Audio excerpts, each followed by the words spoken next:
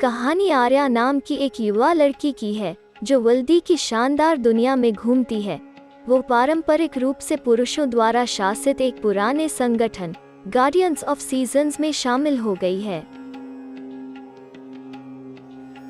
कहानी वाल्डी की दुनिया में घटित होती है, एक ऐसी दुनिया जहां प्रत्येक क्षेत्र को 4 मौसमों के आधार पर विभाजित किया जाता है।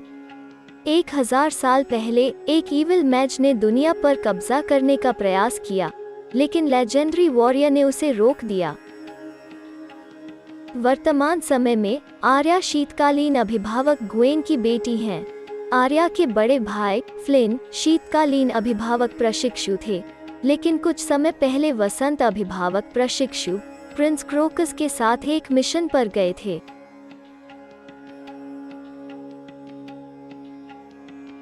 एक दिन विशाल लाल क्रिस्टल आकाश से दुर्घटनाग्रस्त हो जाते हैं, क्षेत्रीय मौसमों को उनके विपरीत में बदल देते हैं और दुनिया को उथल-पुथल में भेज देते हैं। संकट की जांच के लिए अभिभावकों को डोम ऑफ सीजनस में बुलाया जाता है। आर्या अपने भाई की जगह लेने का फैसला करती है, क्योंकि उसके पिता अभी भी फ्लिन के आने का इंतजार कर रहे हैं। वो खुद को एक लड़के के रूप में प्रदर्शन करती है और अपने पिता की सर्दियों की परिक्रमा करती है। इसके साथ वो अपने परिवेश को बर्फ में बदल सकती है। वो अपने गांव से अभिभावक के मंदिर तक जाती है, जिसे डोम ऑफ सीजनस के नाम से जाना जाता है, जहां अन्य 3 अभिभावक संकट पर चर्चा कर रहे हैं। वो पाती है कि उन्हें एक नकाबपोश हमलावर ने खदेड़ दिया है, जिन्होंने पतझड़ और बसंत के गहने चुरा लिए थे।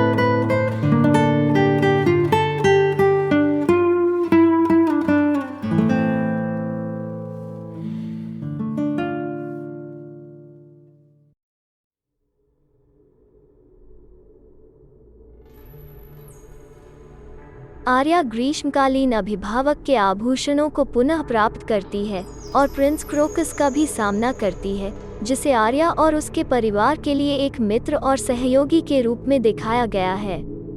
मौसम संकट पर चर्चा करने के लिए क्रोकस आर्या को शाही राजधानी ऑस्टारा में आमंत्रित करता है। पहुंचने के तुरंत बाद क्रोकस आर्या को बाहर निकाल देता है और खुलासा करता है कि उसने अभिभावक के मौसम के क्रिस्टल चुराए हैं।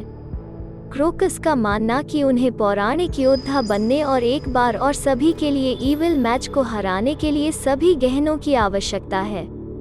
वो आर्या को महल की काल कोठरी में कैद कर देता है। वो मस्करी की मदद से भाग जाती है, लेकिन क्रोकस को दुष्ट जादूगरनी को बाहर निकालने से रोकने के लिए बहुत देर हो चुकी होती है। क्रोकस कुछ देखता है और भयभीत हो जाता है और भाग जाता है, जबकि इविल मैच अपनी विजय को फिर से शुरू करने के लिए भाग जाता है।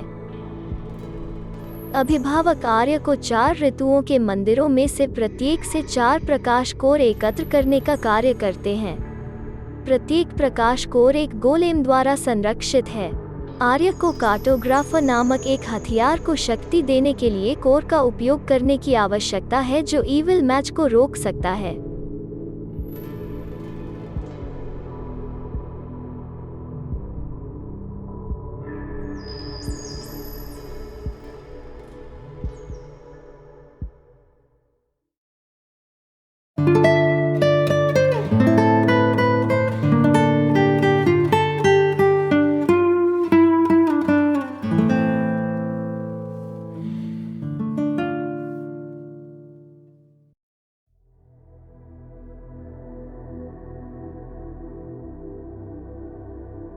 आर्या प्रत्येक मंदिर का दौरा करती है और प्रत्येक मंदिर के संरक्षक से कोर प्राप्त करती है।